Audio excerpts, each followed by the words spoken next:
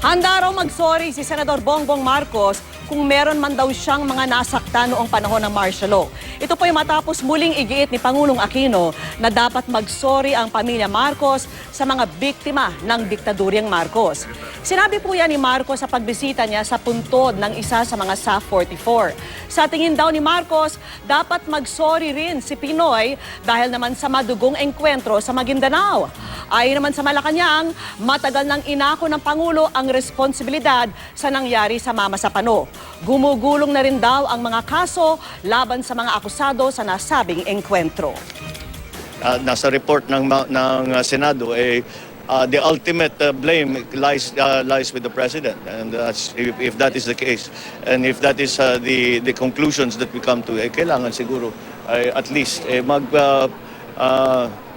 hindi lamang mag-apologize, kung hindi yung lahat ng hinihingi, lahat ng pinangako ay ibigay na sa mga surviving families.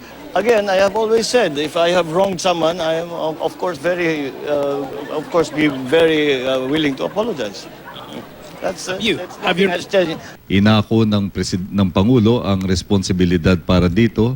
At maalala ninyo, no ika-6 ng Pebrero, sinabi niya that I will carry this with me till the end of my days. At sa aming palagay ay sapat na ang mga naipahayag ni Pangulo Aquino hinggil dito.